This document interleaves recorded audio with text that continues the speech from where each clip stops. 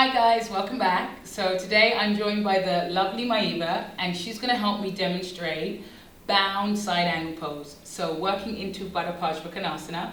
So we're going to start with the arms out to the sides. And then I want you to think, as you take your legs out to the sides, try and get your feet as wide as your wrists. So she's going to go a lot wider. That's it. Yeah. Then she's going to bring her hands to her hips and start to use her hands to lift the sides of the abdomen up so the lower back feels more lengthened from the containment of the core. Now from here she's going to bend the front knee, which happens to be the left leg, and turn the left toes forward. And all of that happened really from deep in the hip socket. Her left femur bone rotated out. And then what she does from here is we're going to work into the back leg. We're going to slowly make sure that the outside edge of the right foot is grounded. And she's got a pretty nice alignment here. Yeah, the right toes aren't turning too far in. They're not turning too far out. Think about your back leg as being neutral in the hip socket. Then she's going to set up heel to arch alignment. So she's actually going to move her front foot, that's it, over to the right just a little bit more. Good stuff. And as she bends the front knee, keeping the hands on the hips, she's going to lift both sides of the pelvis up. Now, Eva, take a moment and look at your left knee for me. She's going to track the left knee directly over her second and third toe for most of us, so the left knee and ankle stay in line. Then for most of us, that's going to pull the right hip forward. She's going to allow her right hip to be pulled forward, but then lifting both sides of the pelvis, she's going to start to reach her arms out to the sides. So now we're in that clear setup for Virabhadrasana 2. Now from here, she's going to begin to hinge forward.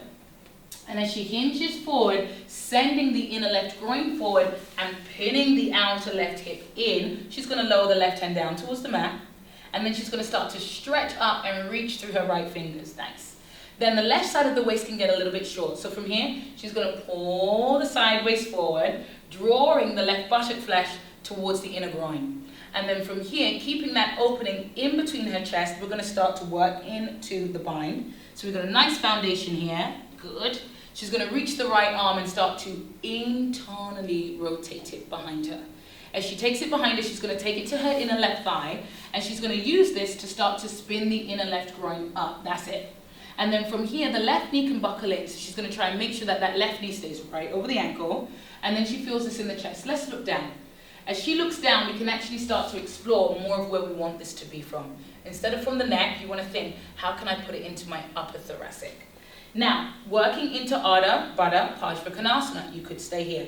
Some of you guys will be ready to move on. She's going to take the left arm under, and as she threads it, she internally rotates again and goes for the bind. That's nice. If you're someone who is able to grab a wrist, grab your right wrist.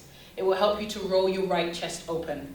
Now, as we work here, you want to think energy, right? Now she's in the bones of the pose. What can happen is we can just sit in the legs. So think about both inner groins as drawing towards each other. That's it. And as you draw your sitting bones towards each other, good, Maiva, you can actually feel her trembling now.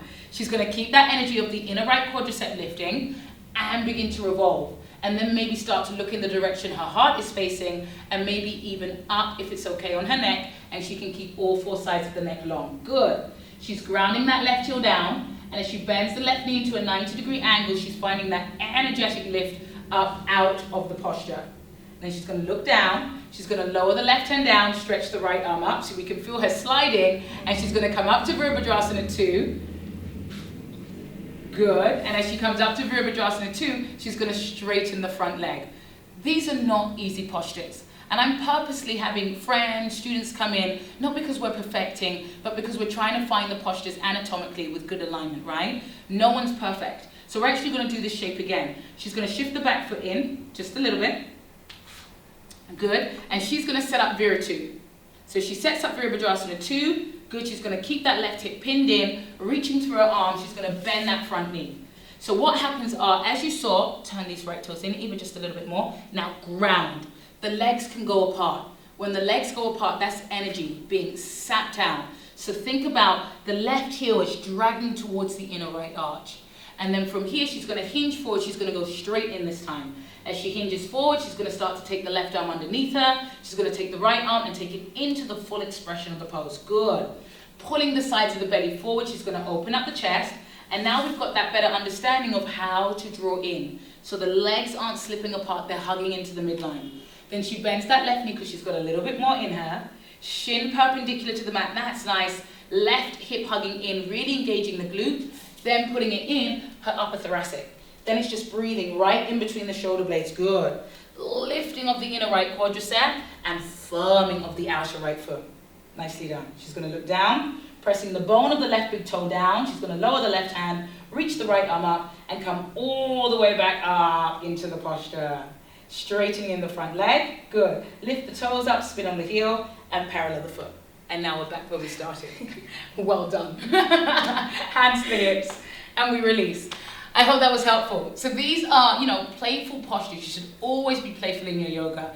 Give it a go, try it. Notice if your legs start to slip. See if you can start to plug into those pelvic floor muscles. Draw up. Think about the pelvis is drawing towards the sacrum, and that space, those muscles in between that area as lifting, drawing into the navel and then out through the sternum and out through the crown, finding that extension, all the while feeling grounded. Hope that was helpful. Thanks for tuning in. See you down the yoga road.